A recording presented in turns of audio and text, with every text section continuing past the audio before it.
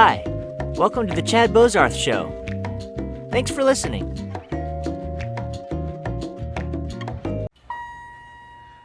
Mom, thank you for joining me. Happy to be here with you. Have you listened to my other podcasts? Not all of them, to be perfectly honest, but the ones I have listened to, I've enjoyed. How come you haven't listened to all of them? Well, I get started and then I get distracted with a phone call or something, so I have always have an excuse. That's okay. Okay, so uh 1950s Atlanta, Illinois. What Well, was that like? 1950s, I was still in North Dakota. Oh, really? That's right. I Yeah, guess I should know that since I'm your son. yes, you should know that. So it was, and then it was not to Atlanta, Illinois. When we did go to Illinois, it was to Beeson, Illinois. So you should know that. I should know that. You should So have done your homework before you did I a Q&A with me. I know that's true. You were born in Devil's Lake, North Dakota. That's correct. In Why? January. So it was miserably cold, so I'm told. But of course, I lived there until I was about 6. So I went to most of first grade in Lakota, North Dakota. And then in second grade, which would have been what, 1958 maybe, then we moved to Beeson, Illinois. That's where my mom's sister lived and her family. And so that was the contact there. And so I was in Beeson until my, senior year in high school. And then so 1969, then we moved to Atlanta, Illinois. So you missed about, 17 years there, but that's okay. Okay, but so leading up to that, did you see your family a lot? Because your grandparents came from Germany, right? Yes, on my dad's side, both of my grandmother and grandfather on separate boats, is what I'm told, came to the States. I think they initially landed in Minnesota, and you'd have to talk to my older siblings to get the details of how they got to North Dakota. But I think it had something to do with homesteading land, and so I don't know if it was free or very reasonable, but ended up all of them in North Dakota. My dad had there was 10 of them in his family and 8 in my mom's family, all in North Dakota at the time. What was that like? Did you have any contact with so many, I guess, uncles and aunts? Yes, yes, we did. We had a lot of contact with my mom's one sister up there in Lakota, Lorraine, and we spent a lot of time out there.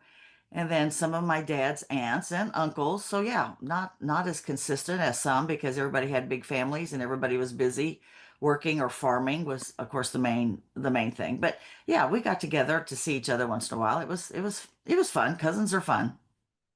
What were they farming? Let's see, in North Dakota, I think it would have been flax was one of them, I remember, and I'm not sure about the other. Again, my older siblings would have these kind of details that I don't, but flax I remember because it had a Okay, beautiful blue flower on it, so that's kind of a memory. okay, so we definitely skipped some stuff. But so Yeah, you end up in Atlanta, Illinois, which is a little town outside of Bloomington, right? south of Bloomington, about 3 hours south of Chicago. What was it like? So you were there, you said early 60s? No, in Atlanta, I went there my senior year in high school, so that was actually 1969, 1970. Hmm. Before that, I went to Beeson, grade school and high school from second grade through my sophomore year. So, sorry, I was in Atlanta my junior and senior year. Well, how was that transition to go from, one high school to another in such a late stage? Yes, it was very difficult. It was, of course, not of course, some of you may know, but because my dad had passed, my mom didn't want to live, in that same house. So she moved us to that little town in Atlanta because that's where another one of her sisters lived. And so we moved there. Um, so it was very difficult to transition because I'd been at the other school since second grade. So I was, familiar with everybody. Everybody knew me. And unfortunately, I got to this school and a lot of people knew me, but the girls hated me. So it was a rough time because, small schools, small towns, a lot of rivalry with sports and boyfriends and cars. And so that was just my world. And so when I pulled in to go to Atlanta High School, Not everybody was happy about it for sure. So I had a real issue my junior year, especially. It was a very tough transition, and I was very angry at my mom for dragging me to this rival school where all the girls hated me. Hmm. But that How'd didn't you do? last. How'd you deal with that? Well, to be perfectly honest, I started partying on weekends. My friends from Beeson, the other little town, was only about 10 miles away, so they'd drive over. We'd go to dances and parties, and a lot of drinking was involved. So it was. I had a rough year, my junior year, into my senior year of rebellion and sneaking out of my house and crawling out the window and just nothing serious as far as trouble, but potential could have been. I was in a lot of different accidents, car accidents, truck accidents, motorcycle accidents. So the fact that I'm alive, I think, is quite the miracle. So it was very difficult, and I was an angry teenager. So you were angry, and what changed in 1970? You were about to graduate high school, moving into this new decade. So Um, 1970, in my senior year in high school, we lived in a little house right across from the park, and there was a tennis court, I believe, but for sure a basketball court over there. And so one day, my youngest brother, Dean, who was, I believe, in sixth grade at the time, I was a senior, he came over and brought a young man, a tall, skinny guy, over to the house because they wanted to get a Dr. Pepper because they'd been playing basketball together. So Dean introduced me to this young man, and we talked a little bit. I wasn't, interested, and he was okay, but I didn't really care. But then he continued to, play basketball with Dean, and then sometimes he'd stop by the house, and little by little he began to witness to me, which was crazy because I didn't even understand what that all meant. And he started talking to me about the Bible and talking to me about what it meant to be born again, which absolutely made no sense to me. But one thing he did that was kind of interesting is he asked me to get my Catholic Bible. And so we had, of course, a big old family Catholic Bible, and I brought that to him, and he turned to the story of Nicodemus in my Catholic Bible. And he read to us, mom was listening as well, read to us the story of you must be born again with, the story of Jesus and Nicodemus. So that was quite impressive that he used my Catholic Bible. So little by little, I started visiting the church with him. Maybe a Wednesday night, maybe a Sunday night, we'd pop over there. But it wasn't, I was embarrassed to go because I didn't want any of my friends to see me going to that church because that was known as the church where they shouted and sang loud and, prayed for people. And so we used to make fun of that church. And now here I am going to that church.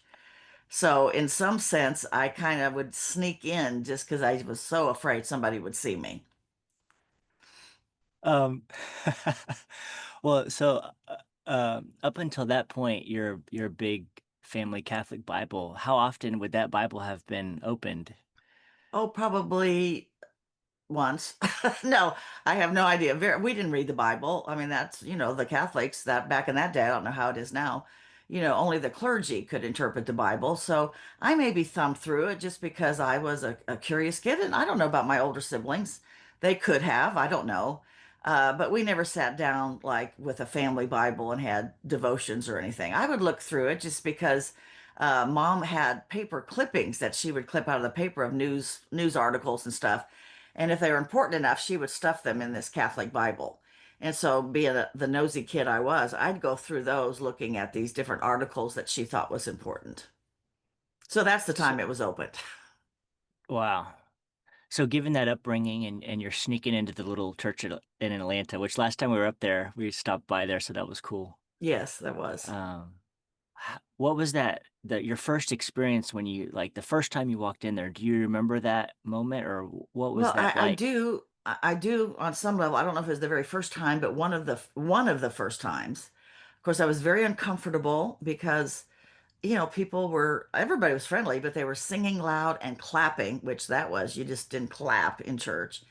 And then the biggest shock was sitting next to Randy, and I remember he raised his hand in worship. Of course, I didn't know that's what he was doing, and it kind of freaked me out. I thought, what in the world is he doing? So every little nuance was new and unusual to me, and uncomfortable, and yet there was an interest and a drawing.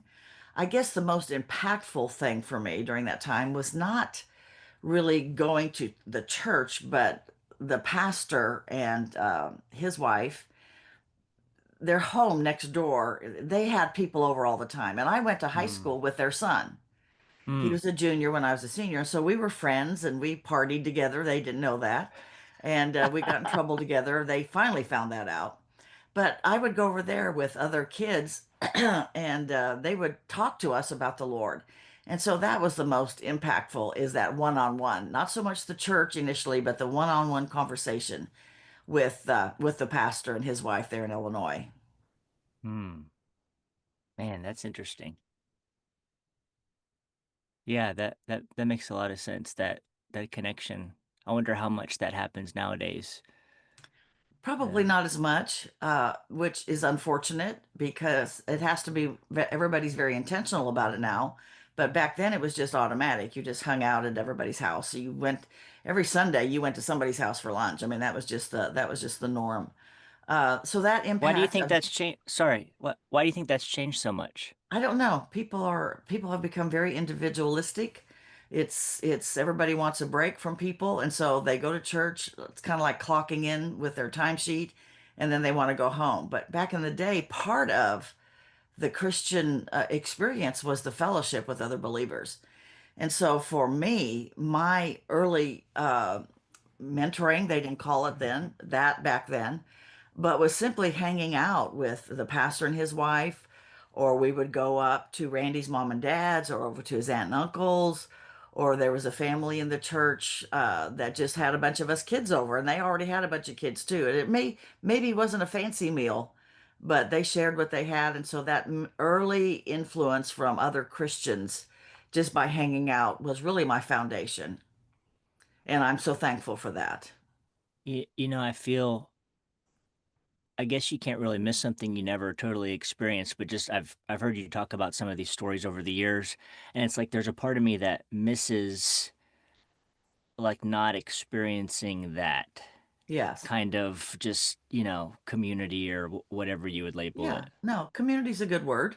We spend a lot of time together, and it just, I don't know, I don't want to blame mega churches. I don't want to say it's because the size of churches, because there are plenty of small churches, but it's something that's been lost and maybe hopefully can be reintroduced into smaller groups, and reintroduce that fellowship because wow, just to be able to sit down with older people in that atmosphere and ask questions, even if even if they were dumb questions in my mind, I felt free. I felt safe. That's a good word. I felt Mm. safe to ask any question, and they were so patient and kind with me. Well, several reasons. First of all, because I was Catholic, and back in those days, it was considered a little unusual, at least in this small church, I'll put it that way. In fact, there were some old timers that didn't even know if Catholics could actually experience what it meant to be born again. I mean, it was an interesting dynamic that I walked into. So the fact that I was Catholic and on a Wednesday night at that church, I went to the altar and the pastor's wife prayed for me and with me, and I gave my heart to the Lord. And so that Mm. was a pretty big deal in that little town, in that little church, because I was Catholic. And not only that, but because it was a small town, I was also one of the leaders of the kids. And so they thought, man, we got a big fish here, Catholic and a leader of these crazy kids. So, um, it was a big experience. And I think they thought they really caught the big fish. So you're coming out of this Catholic background, this life of partying, you sneak into the church, you end up getting saved. What was your family and your friends? What was their reaction to this Well, they thought I was in a situation? cult. So they were very concerned. So, Well, so let me ask you on that. So, like, okay. when I hear the word cult, now I have all of these different things that come into my mind. At that time, pre-internet, pre-watching all these different documentaries that we watch, what would have a cult been in their mind? Well, interesting enough, during the time of that late 60s, early 70s, of course, the Jesus movement or the Jesus Revolution had started taking place in California and was little by little sweeping across our nation and the world. Well, at the same time, and this is nothing new, anytime there's a great move of God, there's also a counterfeit move. And so we were aware, they were especially, we had heard of the Children of God. That was a cult.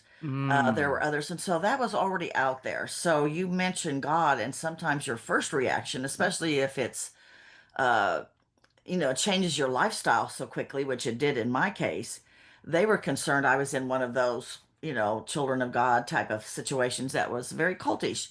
And then you had Hare Mm. Krishna that was hanging around at airports. And so there was a lot of um, other movements other than the Jesus movement that were anti-God. And so there was great concern that perhaps I had gotten into the wrong crowd. So it was so bad that at one point my friends actually were going to kidnap me because listen, my life changed dramatically. So they had a plan to kidnap me and take me someplace to be let's see, what's the word I want? Uh, Like deprogrammed or something. Deprogram, that's the word I want. They wanted to deprogram me. So that were my friends. My family, not quite that dramatic because they saw a lot of the good that changed. They didn't understand Mm. it. Got to the point that even my brothers, who were living in other states, flew in Wow. because they were wondering what was going on with me. So it caused a stir in the family, but they liked Randy.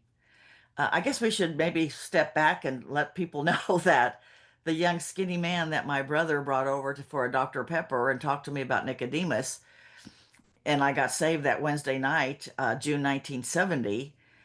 December 1970, that skinny guy and I got married. And so we were Wow. in we were in full-time ministry, whether I understood that or not. And Wow. so, because of his influence, it made a big impact on my family. They liked him, they saw his lifestyle, and they saw a great change in me. So it just took time. It just took time for us to live, for me to live my life in front of them and showing the change that took place in my life. I Hmm. didn't crawl out windows anymore. But you still loaded up some water balloons every once in a while, Well, though. yeah, that's a whole different story. I mean, I couldn't lose myself totally. So, as youth pastors, which I tell when I teach about this or I talk to students, I always say I was the worst youth pastor ever because I needed a youth pastor. But because we were young, that's back in the day where there weren't specialty ministries necessarily. If you can sing, you were a worship leader. If you're young, you're a youth leader. It was that type of, and it was easy peasy. You flowed through with that. But I was still filling the car up with kids, and as you said, we would go out Sunday afternoon and throw water balloons at people just for fun. So that was pretty innocent compared to what my other lifestyle. I didn't lose my personality totally, and I still wanted to drag race. In fact, I did drag race. One of the last times. You want to hear that story? You want to ask me something Yeah. else about water No. balloons first? No, that's good. Let's hear the drag race story. Okay, so drag racing back in those days, it was just part of growing up in the country and little towns. There wasn't a whole lot to do besides going to sports events and, dances. Well, after sports events and dances, a bunch of us would go out into the country on gravel roads. And of course, I never had my own car, but I would use a boyfriend's car. And we would drag race. And I was good because when you're 16, 17, you have no fear and you don't think anything will ever happen to you. So we did a lot of drag racing and I was good. And all my boyfriends had really super duper hot cars, like Dodge Chargers and Mustangs. And so I had good cars to drag race. So, fast forward after I was married about 2 years, and I was expecting our first son, Todd. We had a beautiful 73 black Thunderbird that was a cool car. And so my mom was with me in the car, and we were headed up to see my sister in Bloomington. And as we're driving up there, we're going through Bloomington, which is a college town. Now, I'm about 7 months pregnant. I'm only 21 though. I'm a kid. So nobody could tell I was expecting. I'm driving this big black Thunderbird. My mom's in the car in the seat, the riding shotgun. That's what we used to call it. And we came to a Uh, stoplight.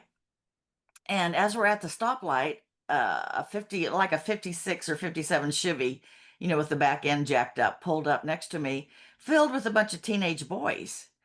And so they looked over at me and I looked over at them. And pretty soon I heard their vehicle. They hit the gas and they went, vroom, vroom. And I thought, oh my goodness, they want a drag race. I can so take them.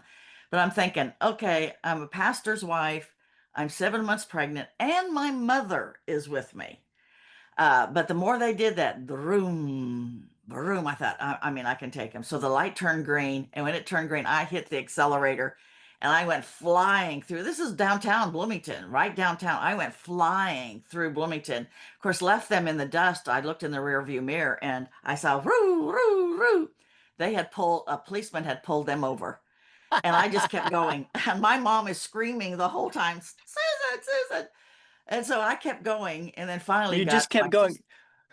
I got to my sister's apartment and I hid behind her apartment in a parking lot. So didn't get caught. So what are the chances that there's still a warrant out for you? Well, they didn't catch me, and unless they got my license plate, so far so good. So far, no warrants that I know of.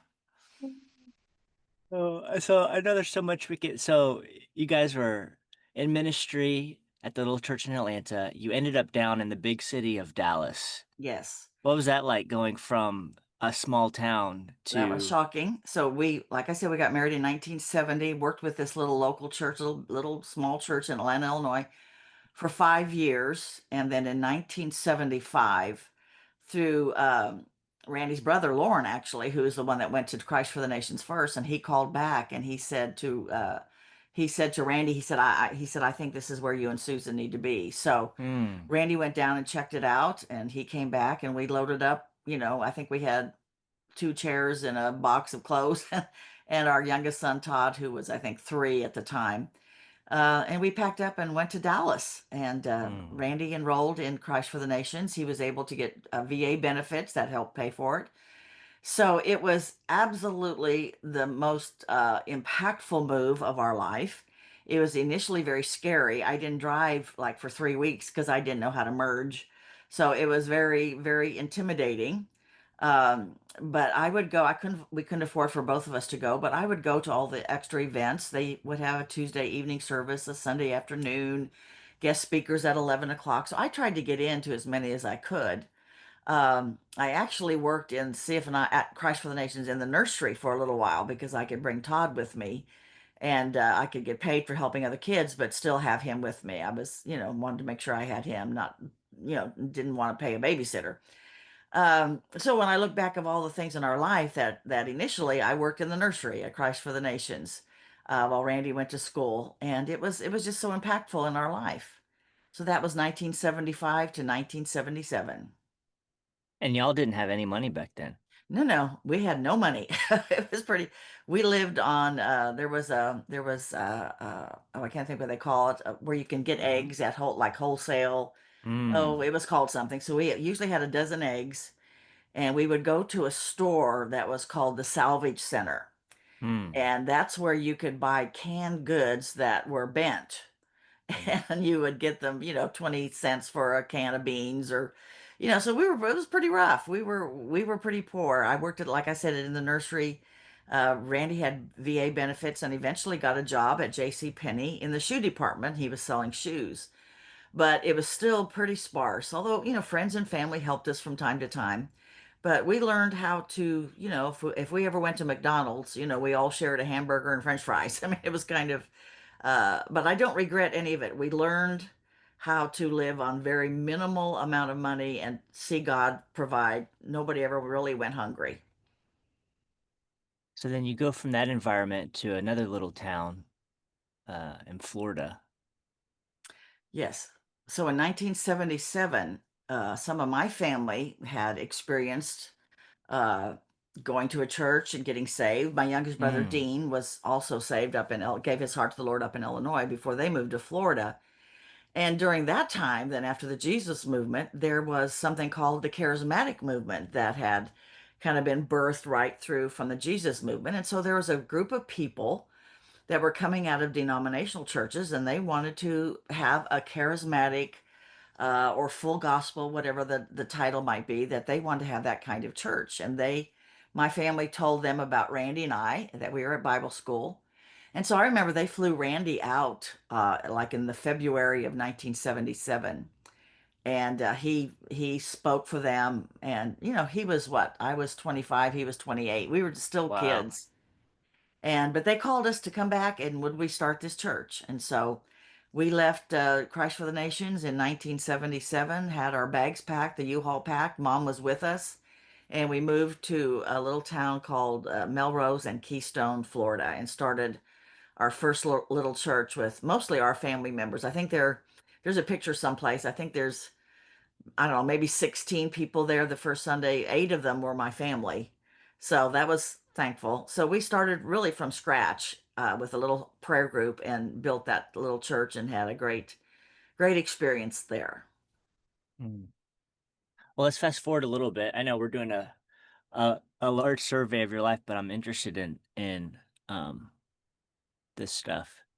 You end up in Hilton Head, which is another now that we're talking, I've thought about it before, but one thing that's interesting to me is there's such a huge difference between Atlanta, Illinois, and then Dallas, Texas, and then even Melrose, even though it's another small town, Melrose is way different than Atlanta. Yeah. Oh, And yes. then Hilton Head, which is an island, vacation spot. So all of Yes. Yes. these places are All of so those, different. they're all different. And then as if I was teaching a class on this, I would say, and I do say, that every experience you have contributes to who you are. And so I can look back at, and each one of those experiences were contributing factors to my life as it is today. I wouldn't be who I am. Anybody can say that without all those different experiences. Some of them very good, some of them not so good. There were hurts and disappointments and disillusionment, but I had just made such a concentrated commitment to the Lord that I just wasn't going to be moved. And we used to go to New York City and witness on the streets back in those early days. And I remember we sang that song, I have decided to follow Jesus. Though none go with me, still I will follow. So that was my mantra through all those years, ups and downs, good times, bad times. And then eventually we landed in Hilton Head because there was a group there that was wanting to start a charismatic church in this little island that was not very many people as far as a permanent residents back in those days. Maybe, I don't know, maybe 25,000 permanent residents, but over 1.5 million visitors every summer or every season. So we started that church in 1984, and that's where you were born, was in Hilton Head. And then that's a whole story. How much do you want of that story? No, I want it. I Okay. want to hear it. Tell me. So when we moved to Hilton Head, Todd was 11 and I was probably 6 or 7 months pregnant expecting you. And they had just opened a new hospital in this little town, this little island. And we had gone and met, there were only two OBGYNs, and I met with one of them that I liked. I can't remember his name, but I liked him. And so I was seeing him off and on just for my checkups. But they told me that there's no guarantee who will be here to deliver. It's whoever's on call. In other words, he may be my doctor, but whoever's on call that night, that's who delivers. So I just thought, okay, whatever, just so somebody's there. Well, on April 17th, 1984, actually April 16th, 1984, in the evening, I started feeling like I was having labor pains, but I had an energy burst, and I remember I cleaned out a closet downstairs, but I went upstairs and was getting ready for bed, and I realized that I was starting labor. So I called Randy. He was downstairs. We called a friend of ours from the church to come stay with Todd, and he took me to the hospital. Probably, oh, I don't know for sure the time. I'm going to say like 1, 2 in the morning, something like that. Um, and put me in the bed, and people are coming in and going. But they called my doctor, called my doctor, called my doctor. He never came. He never came. He never came. One little nurse was on duty, at least with me. I'm sure there were others around, but with me. And finally, I started having labor pains so quick that they decided they needed to get me into the delivery room, and they called the emergency room doctor. So Randy and this one little nurse got me into the delivery room, and they had called the emergency room doctor, a young woman. She came up, and they kept saying to me, "Now don't worry, she's delivered lots of babies," and they already had me prepped as far as on the bed and where my legs were and the blanket, the sheet over my legs and so forth. And she came in, and I was in such intense labor pains. Of course, I had not been given any kind of medicine, which is fine. I didn't really have any, I think, with Todd either, but it was going really fast. And so when she walked in, I was relieved. Randy was at the head of the bed with me. So I didn't think much about it. She just, as she's walking in, she said, "Mrs. Bozarth, have you been given anything for pain?" And I said, "No." She said, "Would you like something?" I said, "Yes, I would." Well, I did not know that she had walked away from me and that the nurse had walked away from me and everybody had walked away from me. And Randy's at the head of the bed with me. And I had three, approximately, could have been more, but I remember three, what they call transitional labor pains. It was just, nobody was coaching me on when to push, when not to push. And so your body just pushes. And I thought everything was taken care of down at that end. And unfortunately, there was nobody there when you were born. And so you came out and you fell off of a very high, I don't know how many feet up, but maybe 4 feet table up, and you fell straight on your head. Um, I didn't know it. Randy didn't know it. And I heard the doctor turn around, the emergency room doctor, and the other doctor came in, and I heard him say, "Great catch." And they were kind of laughing about it. And I thought, well, okay, maybe it wasn't too bad. And she said, "Yeah, I got blood all over my shoes." There's just certain things I remember so distinctly. And then finally, one of the little nurse that was there, brought you to me. And she was very, very, kind of very calm, but I could tell something was not right. And she just said, "Mrs. Bozarth, you were crying." And I thought that was a good thing.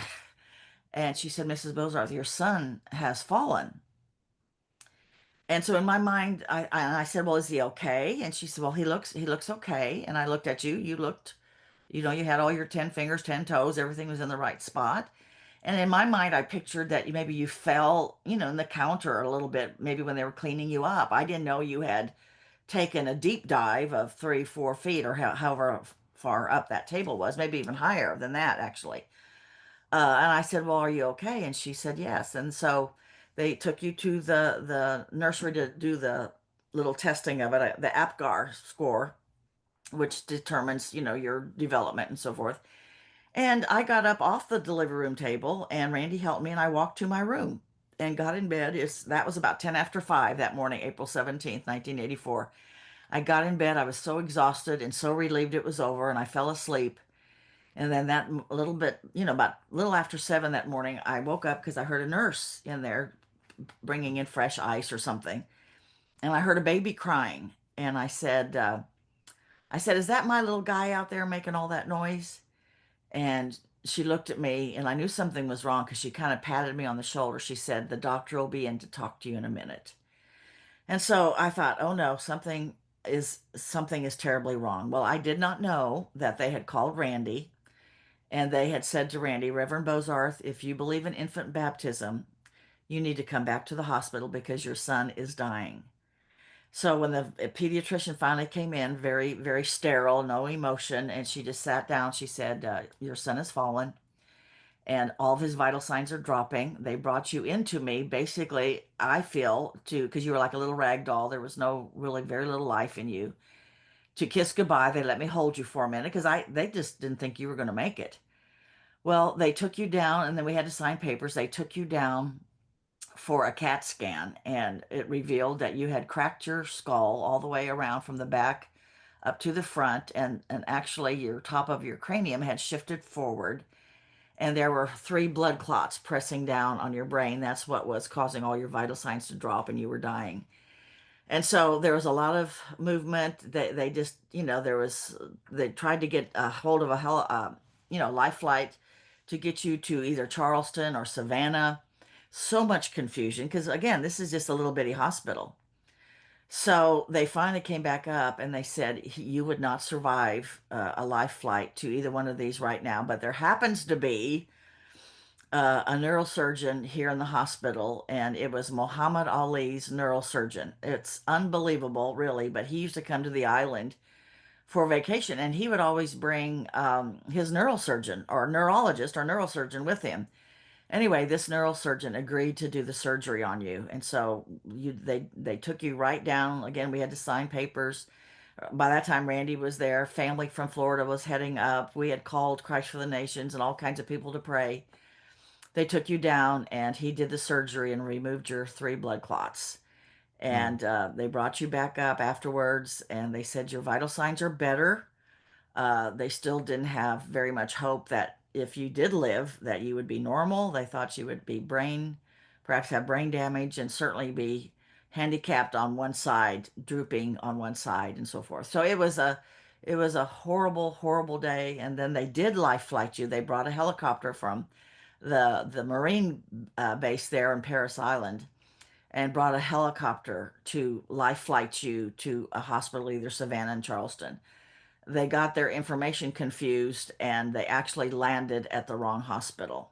Mm. Anyway, it was a disaster. Randy went to the other hospital. You weren't there. They didn't know where you were, and I'm stuck in the hospital and couldn't get out until the next day.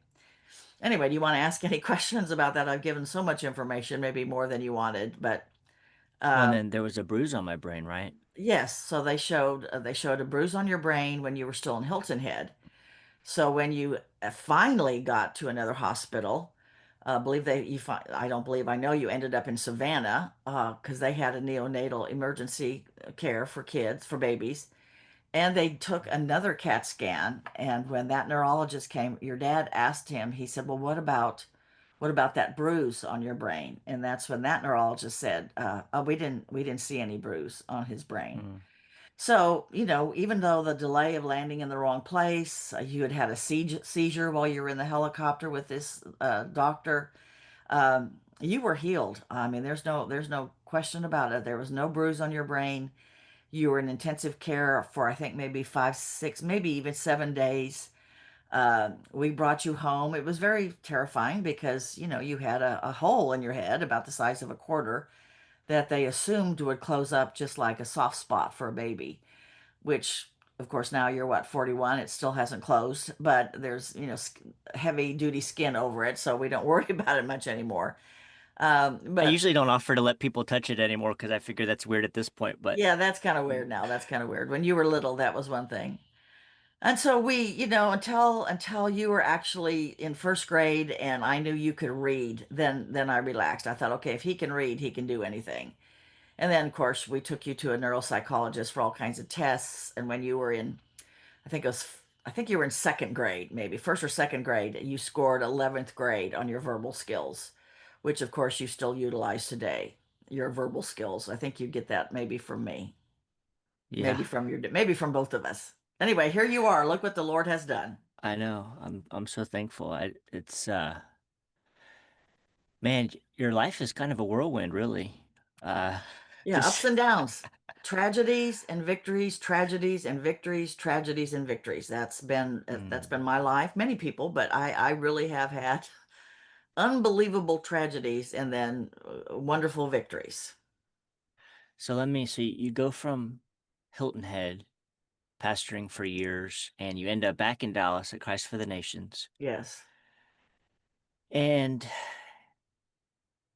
in the early 2000s, Dad started acting weird. Yes, we left Hilton Head because of Let me say, weirder than normal. we're the normal. Yeah, he was eccentric to say the least, on many levels, but he was a statesman. Uh, he could talk to the guy that was emptying your trash or the king of Zambia, and have the same relationship. He really was no respecter of people. That's one thing I can say. He could talk to anybody about almost anything. I Um, remember that about him. He yeah, really he did was treat just very everybody the comfortable, same and so way. he was a statesman in that case. So we left Hilton Head because when the Berlin Wall came down, he just was determined that we get involved in missions, and we thought no better place to headquarter than where? Christ for the Nations. And really, we weren't going to be involved. Our goal was not to be involved in the school, the institute, but really just use it as a base to do missions. But little by little, Mrs. Lindsay, uh, began to know Randy and wanted him involved more. And so, long story short, we both got very involved at Christ for the Nations in leadership positions and teaching. And then there were eventually some symptoms that began to show, uh, maybe like around 2000. I should have jotted this down, but I think about 2000. Honestly, I just thought maybe he's just overworked. Maybe he's having some kind of a breakdown, although that's horrible. But I thought, okay, he just needs a rest. But then other people started calling me and telling me things he did and strange things. And then he would lose his temper in meetings and they would call me about that. And it just I began to realize something terribly, terribly was wrong. And yet he could have moments of total himself. He'd sit and watch the Rangers baseball and be quite happy, and we'd go for walks. And then, then he would be out and about and run into people and he didn't know who they were. And so then they would start calling me. Did Randy have a stroke? What's wrong with Randy? What's wrong with Randy? Well, long story short, I took him to the doctor, a neurologist, and finally he was diagnosed with a form of dementia. And he was only 57 years old. So it was many tragedies in my life, but this one was a big one. And it was at first, of course, I went in total denial. I thought this is absolutely not true. Uh, Age of 57, and little by little, he had to step down from teaching and traveling, which was very difficult because he didn't understand what was happening, and he never acknowledged that anything was wrong. And I think that almost made it harder for me because we were never able to talk about it and have any kind of strategy. I was absolutely on my own walking this through. I mean, you and my other family helped taking care of him, but as far as decisions, it was on me. Um, and Well, so it's and symptomatic. Go ahead.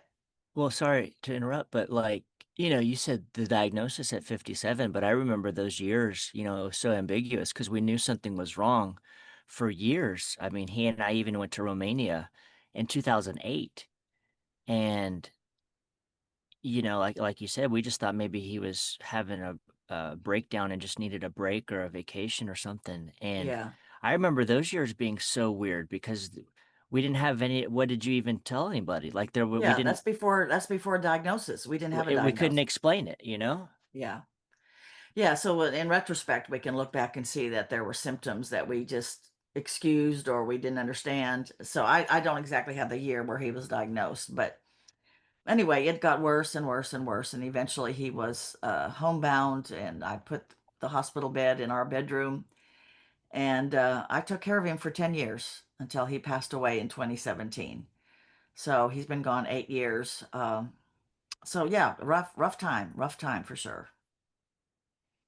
I remember that being so difficult too because it was like, you just didn't know what to do. There was no. Thankfully, I got some good help. I look back and I try to think, how did I have those contacts? Where did those contacts come from? And honestly, I don't really remember. People would maybe make recommendations. I'd follow through, but I was able to hire some help, and hospice finally came in. They were a big help. I was able to take him to an adult daycare temporarily. His VA benefits paid for that, so that was a big help. But it was a long, strenuous, emotional journey of 10 years of him disappearing, in front of our eyes, little by little, almost every day, certainly every week. So the challenges were real. People question, why wasn't he healed? I don't know. I don't know why you were healed. Why wasn't he healed? And I remember even telling Randy your story, reminding him, but and of course he never acknowledged anything was wrong. I'd say, hey, Chad was healed, you'll be healed. And that's what we do. We pray, believe, and we have examples of healing. And yet he passed away in 2017. What would you say to somebody who's, you know, at the front end of a situation like that? To try to uh, get the help you can get, ask a lot of questions.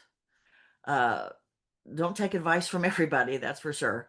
But have one or two people that you can rely on to help you maneuver. Because I had to work through VA benefits, disability, social security, insurances. I mean, it was mind-boggling the things you have to walk through. So you have to just take a deep breath.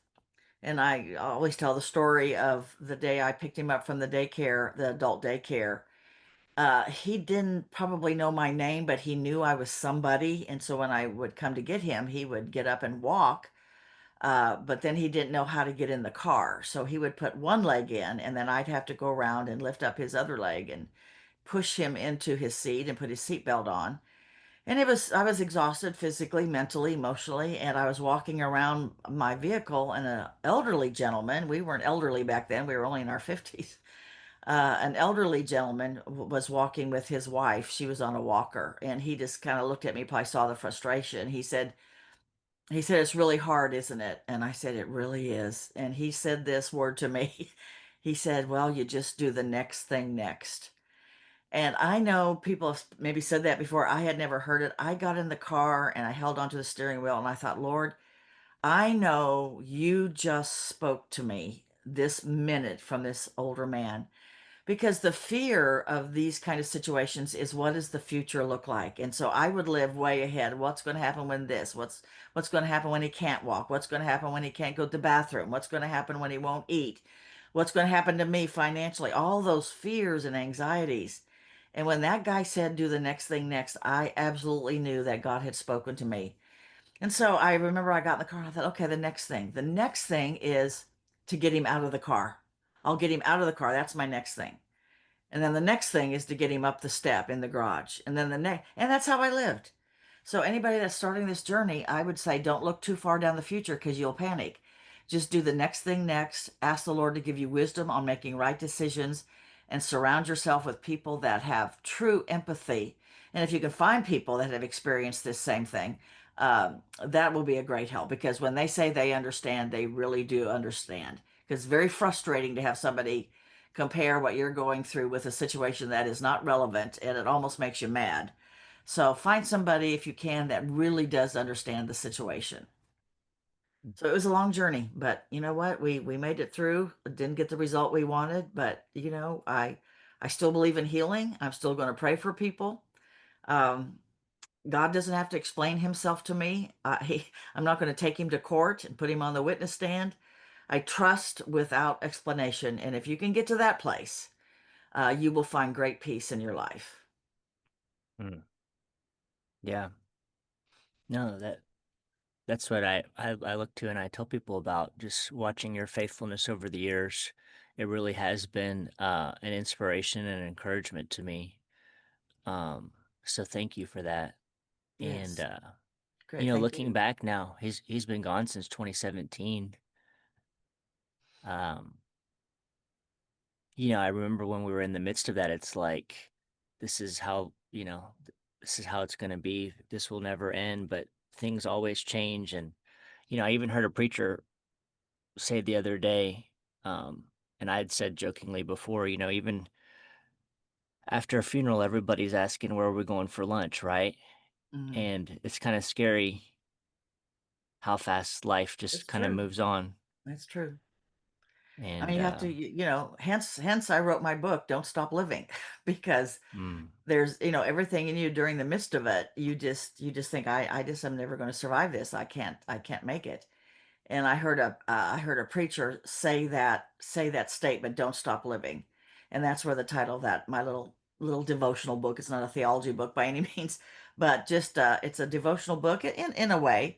It actually was a blog that I started doing. I think you encouraged me to do that. It was after a long day of taking care of him. I would come into my office and just sit at the computer and kind of write down, how did I make it through today? And it wasn't all about Randy. It's about other experiences in my life, because as you said, I've had a lot of hits, and I've had to maneuver through, and I've only given you the highlights. I haven't given you the other little mini hits throughout my entire life, as many people have, so I'm certainly not special in that case. But I guess mine have been unique in a way. Just your situation was certainly unique, and Randy's situation. But anyway, I always, look at myself, or look at you guys, my sons, my grandchildren, we are blessings, and I just say, look what the Lord has done. And so I mm, rejoice in that. mm. Thanks, mom. Don't stop living. Okay, good word. Thanks. Uh-huh.